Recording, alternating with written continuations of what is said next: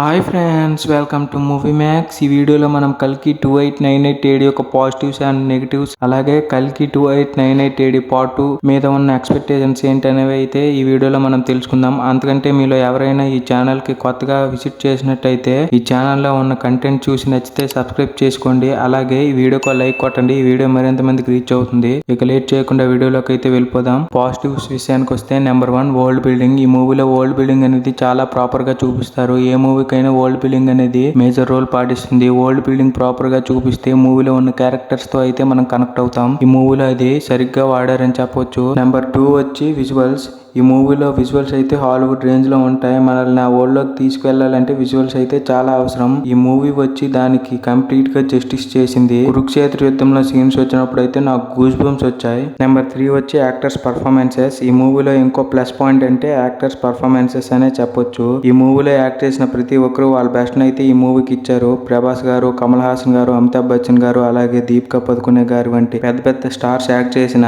Screen లో వాళ్ళని చూసినప్పుడు వాళ్ళ క్యారెక్టర్సే మనకు గుర్తొస్తాయి.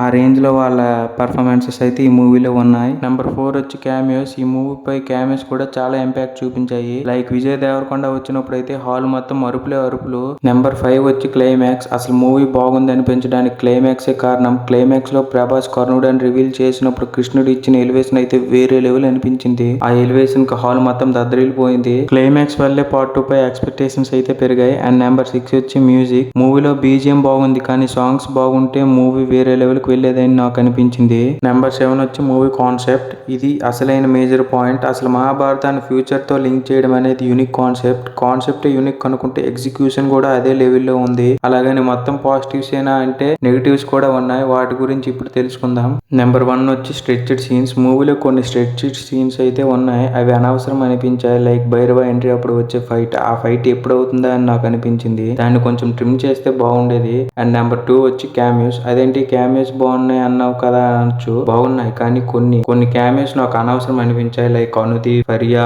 ఆర్జీవి ఇలా వీళ్ళ క్యామియోస్ లేకపోయినా స్టోరీలో ఎలాంటి మార్పు ఉండదు. సో వాళ్ళ క్యామియోస్ ని తీసేసి ఉంటే బాగుండేది అనిపించింది. అలాగే చాలా క్యారెక్టర్స్ కి పే ఆఫ్ సరిగ్గా ఇవ్వలేదు. మేబీ పార్ట్ 2 లో ఇస్తారనుకుంటా. ఇవి నాకు అనిపించిన పాజిటివ్స్ అండ్ నెగిటివ్స్. మీకేమనిపించాయో కామెంట్ చేయండి. ఇక పార్ట్ 2 పై ఉన్న ఎక్స్పెక్టేషన్స్ విషయానికి వస్తే పార్ట్ 2 పై ఎక్స్పెక్టేషన్స్ అయితే భారీగా ఉన్నాయి.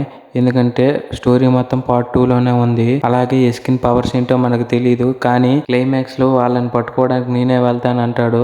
సో భైరవ అండ్ ఎస్కిన్ మధ్య ఒక మంచి ఫైట్ పెడితే మాత్రం హాల్ మాత్రం దద్దరిల్లిపోద్దని చెప్పొచ్చు. అలాగే భైరవ ఎవరికి పుట్టాడు, అసలు కర్ణుడిగా పునర్జన్మించడానికి కారణం ఏమిటి, ఇలా చాలా క్వశ్చన్స్ అయితే రైజ్ చేశారు.